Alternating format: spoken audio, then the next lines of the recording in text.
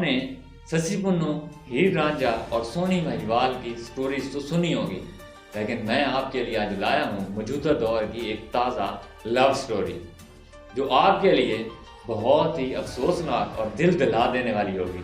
آپ آخر پہ آپ یہ سٹوری سن کے اشک بار ہو جائیں گے۔ میں ہوں عدنان خان اور آپ کو کیپٹل بلیو زون میں ویلکم کرتا ہوں۔ آپ نے ہمارا چینل ابھی تک سبسکرائب نہیں کیا تو ہمارا چینل سبسکرائب کر دیں اور لائک کے بٹن کو بھی دبا دیں۔ یہ سٹوری یونیورسٹی کی سٹوری ہے، لڑکا اور لڑکی کی سٹوری ہے۔ وہ دونوں کلاس فیلو تھے۔ لڑکی پوری یونیورسٹی میں خوبصورت تھی اور لڑکا بھی تمام لڑکوں میں وجیہ تھا، یعنی کہ تمام لڑکوں میں سے ایک ہیرو تھا۔ دونوں ایک دوسرے سے ٹکراتے رہے، آخر میں دونوں کو ایک دوسرے کے ساتھ محبت ہو جاتی ہے۔ معاملہ رومیو جیرڈ جیسا تھا۔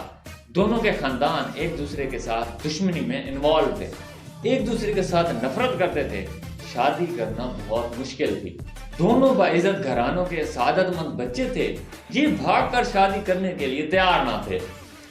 خاندان اپنے اپنے شملے نیچے کرنے کو تیار نہ تھا اور نہ ہی صلح پہ آمادہ تھا، لہٰذا معاملہ پھنس گیا۔ لڑکا اور لڑکی نے پوری زندگی شادی نہ کرنے کا فیصلہ کیا۔ یہ دونوں اپنے اپنے گھر میں رہتے تھے اور 5 سال تک ایک دوسرے کے ساتھ رابطہ نہ کیا۔ والدین شادی کرنے کی کوشش کرتے مگر وہ انکار کر دیتے تھے۔ معاملہ یہاں تک آن پہنچا کہ لڑکی کے والدین ہار مان گئے۔ لڑکی نے لڑکے کو فون کیا اور لڑکے نے کال اٹھائی اور لڑکی کی آواز سنتے ہی کہا کہ مجھے بتاؤ میں بارات لے کے کب آؤں۔ دونوں کے والدین ملتے ہیں اور ان کی صلح ہوتی ہے، شادی کی تاریخ طے ہوتی ہے، شادی ہوتی ہے، پھر دونوں اپنے اپنے گھر آباد کر لیتے ہیں۔ لڑکے نے کاروبار شروع کیا، اللہ تعالیٰ کے کرم سے وہ خوشحال ہو گئے۔ یہ شادی 20 سال تک چلتی ہے۔ اس دوران 3 بچے ہو گئے۔ خاتون کو اپنے حسن اور خوبصورتی پر بہت زیادہ ناز تھا، وہ تھی بھی ناز کے قابل۔ وہ 45 سال اور 3 بچوں کی ماں ہونے کے باوجود جوان لگتی تھی۔ خاوند بھی روز اول کی طرح اپنی بیوی کی بہت زیادہ تعریفیں کرتا تھا، وہ روز جی بھر کے اپنی بیوی کی تعریفیں کرتا، لیکن پھر ایک دن وہ ہو گیا جو نہیں ہونا چاہیے تھا۔ خاتون کو جسم پر ایک چھوٹی سی گلٹی نکلتی ہے اور یہ گلٹی پھیلتے پھیلتے ناسور بن جاتی ہے۔ ڈاکٹر کو دکھایا، ٹیسٹ ہوئے، پتہ چلا خاتون جلد کی کینسر میں مبتلا ہے۔ خاوند صرف خاوند نہیں تھا، وہ اپنی بیوی کے لیے مہیوال تھا، بیوی کے لیے رانجھا تھا۔ وہ اپنی ران چیر کر اپنی بیوی کو کباب بنا کر کھلا سکتا تھا، یعنی کتنی زیادہ محبت کرتا تھا کہ اپنی بیوی کے لیے کچھ بھی کر سکتا تھا۔ وہ بیوی کو لے کر دنیا جہاں کے ڈاکٹر کے پاس گیا، ایک کلینک سے دوسری کلینک، ایک ڈاکٹر سے دوسرے ڈاکٹر اور ایک ملک سے دوسرے ملک۔ یہ دونوں چلتے رہے یہاں تک کہ ڈاکٹرز نے جواب دے دیا۔ خاتون کے جسم گلٹیوں سے بھر گیا اور یہ مصیبت ابھی ختم نہیں ہوئی تھی کہ ایک دن ایک دوسری آفت آن پڑی۔ خاوند کی گاڑی ٹرک سے ٹکرا گئی، وہ شدید زخمی ہو گیا۔ وہ اسپتال پہنچا، پتہ چلا کہ وہ بینائی کی نعمت سے محروم ہو چکا ہے۔ آپ اس کے بعد المیہ ملاحظہ فرمائیں کہ شہر کا خوبصورت ترین جوڑا بدقسمتی سے بیوی جلد کی کینسر میں مبتلا اور شوہر دیکھنے جیسی نعمت سے محروم ہو گیا۔ لوگ انہیں دیکھتے تھے اور کانوں کو ہاتھ لگاتے تھے، لیکن یہ دونوں اس کے باوجود بہت مطمئن تھے۔ وہ روز صبح باغ میں واک کرتے تھے، سینما بھی جاتے تھے، ریسٹورنٹ میں کھانا بھی کھاتے تھے۔ بیوی خاوند کا ہاتھ پکڑ کر ساتھ ساتھ چلتی تھی، وہ اس کو گائیڈ کرتی تھی اور خاوند بیوی کی گائیڈنس پر چلتا تھا۔ یہ سلسلہ کئی ماہ تک چلتا رہا، لیکن پھر بیوی نے خاوند سے ایک عجیب مطالبہ کر دیا۔ وہ اکیلی سوئٹزرلینڈ جانا چاہتی تھی۔ خاوند نے وجہ پوچھی تو بیوی نے کہا وہ 10 دن اپنے زندگی کے اکیلے گزارنا چاہتی ہے۔ خاوند نے اس کے ساتھ جانے کی ضد کی، لیکن وہ نہ مانی۔ اصرار اور انکار بڑھتا رہا یہاں تک کہ آخر وہی ہوا جو اکثر ہوتا رہتا ہے، خاوند نے اجازت دے دی۔ بیوی سوئٹزرلینڈ چلی گئی۔ خاوند نے وہ 10 دن بڑی مشکل سے گزارے۔ وہ شادی کے 20 برس میں ایک دن کے لیے بھی ایک دوسرے سے جدا نہ ہوئے تھے، لیکن خالد کے لیے یہ 10 دن پہاڑ کے برابر تھے۔ وہ سسکتا رہا، لیکن آخر 10 دن گزر گئے۔ 10 دن بعد بیوی نے اب واپس آنا تھا۔ خاوند ایئرپورٹ پر پہنچا، لیکن بیوی نہ آئی۔ خاوند کی دنیا ڈلتی ہوئی محسوس ہو رہی تھی۔ وہ سارا دن بیوی کو فون کرتا رہا، لیکن بیوی سے کوئی رابطہ نہ ہو سکا۔ لیکن شام کو بیوی کا خط آ گیا۔ وہ خط ان کے بیٹے نے پڑھا۔ وہ خط صرف خط نہیں تھا، وہ ایک تحریری قیامت تھی، اور پورا خاندان اس قیامت کا شکار ہو رہا تھا۔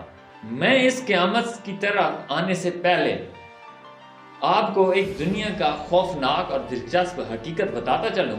دنیا میں ایسے بے شمار سینٹر ہیں جہاں آپ اپنی مرضی سے مر سکتے ہیں۔ یہ سینٹر لا علاج مریضوں کے لیے بنائے گئے ہیں۔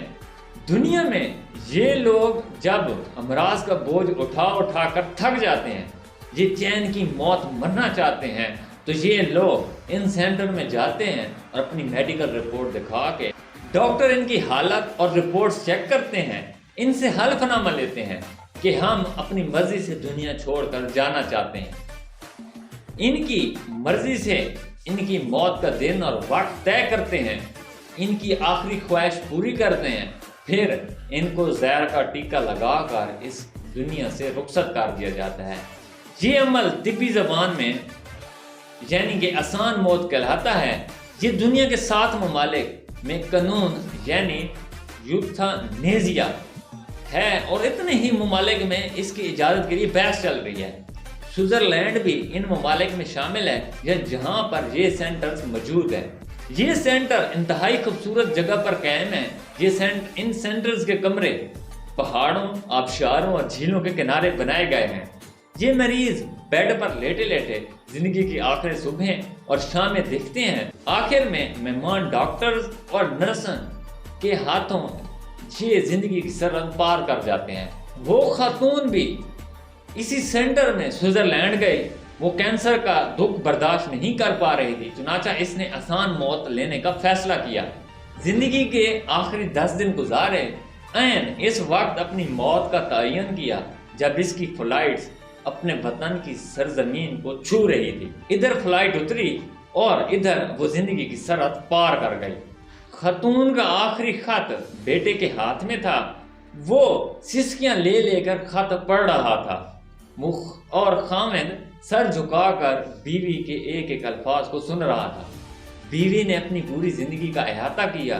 اس نے بتایا وہ جب پہلے بار یونیورسٹی میں اس سے ملی تھی، اس نے کیا محسوس کیا تھا یونیورسٹی میں، وہ کیوں لڑتی تھی، اور کون سا دن تھا جب لڑتے لڑتے اس سے محبت ہو گئی تھی۔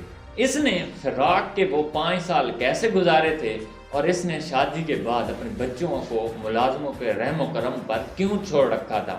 وہ اپنی محبت کو تقسیم نہیں کرنا چاہتی تھی۔ وہ تمہارے حصے کی محبت اپنے بچوں کے ساتھ نہیں شیئر کرنا چاہتی تھی۔ اس نے 20 سال کی ازدواجی زندگی مسرت اور سرشاری سے گزاری، اور پھر جب اسے پہلی گلٹی نکلی تو اس نے کیا محسوس کیا؟ وہ خود کو روز بروز بدصورت ہوتا ہوا دیکھتی تھی، تو اس کے دل پر کیا گزرتی تھی؟ وہ قدرت کا یہ فیصلہ بھی سہتی چلی گئی، لیکن پھر عجیب واقعہ ہوا۔ آپ نے پہلے اپنے بچوں کو بورڈنگ سکول میں بھیج دیا۔ وہ جانتی تھی آپ نے یہ فیصلہ کیوں کیا۔ آپ نہیں چاہتے تھے کہ میرے بچے مجھے اس حالت میں دیکھیں، اور پھر میں ان کی آنکھوں میں اپنے لیے ترس دیکھوں۔ پھر آپ نے ملازموں کو رشوت دی، اور روزانہ ایک ایک کر کے سارے شیشے تلواتے گئے۔ میں آپ سے شیشہ لگوانے کی ضد کرتی، لیکن آپ ہنس کر ٹال دیتے۔ ایسا ایسا گھر کے سارے آئینے غائب ہو گئے۔ آپ نہیں چاہتے تھے کہ میں اپنی آنکھوں سے اپنی بدصورتی دیکھوں۔ بات اگر یہاں تک رہتی تو بھی ٹھیک تھا، میں برداشت کر جاتی، لیکن آپ نے آخر میں عجیب کام کیا۔ آپ نے ایکسیڈنٹ کیا اور خود کو اندھا پن ڈکلیئر کیا۔ میں جانتی ہوں آپ کی آنکھیں ٹھیک ہے، آپ مسلسل 6 ماہ سے اندھے پن کا ایکٹنگ کر رہے ہیں، میں یہ بھی جانتی ہوں کہ آپ یہ ایسا کیوں کر رہے ہیں۔ آپ نہیں چاہتے تھے کہ میرے دل میں ایک لمحے کے لیے بھی خیال ہے کہ میں آپ کو بدصورت دکھ رہی ہوں، یا میں آپ کی آنکھوں میں اپنی بدصورتی کو پڑھ لوں۔ چنانچہ آپ اندھے بن گئے۔ آپ کا یہ مصنوعی اندھا پن محبت کی انتہا تھی۔ میں یہ انتہا برداشت نہ کر سکی، چنانچہ میں نے دنیا سے رخصت ہونے کا فیصلہ کر لیا۔ میں دنیا سے جا رہی ہوں۔ آپ اب پلیز اندھے پن کی یہ ایکٹنگ بند کر دیں، یہ خط پکڑیں اور خود پڑھنا شروع کر دیں۔ یہاں پہنچ کر بیٹے کے منہ سے چیخیں نکل گئی۔ باپ نے اس کے ہاتھوں سے خط لے لیا اور اونچی آواز سے پڑھنا شروع کر دیا۔ آپ پلیز میرے بعد اپنا خیال رکھیے گا۔ سارے تولیے الماڑی میں رکھے ہیں۔ میں نے درزی کو 5 سال کے کپڑے دے آئی ہوں اور سال میں 10 جوڑے سی کر دے جائے گا۔ آپ نے سارے کپڑے پھٹنے گھسنے تک پہننے ہیں اور دانتوں کا چیک اپ بھی کروانا ہے۔ صبح کی سیر کے لیے بھی جانا ہے، اور آخری بات، چڑیوں کو روزانہ دانہ ڈالنا ہے اور بلیوں کا بھی خیال رکھنا ہے۔ تو ناظرین، یہ تھی لو سٹوری۔ امید ہے آپ لوگوں کو بہت ہی دلچسپ لگی ہوگی، اور میں خود بھی چاہوں گا کہ ہر کسی کو خدا ایسی محبت دے اور ایسی بیویاں عطا فرمائے، اور ہمارے چینل کو سبسکرائب کر دیں اور لائک کا بٹن بھی دبا دیں۔ اللہ حافظ۔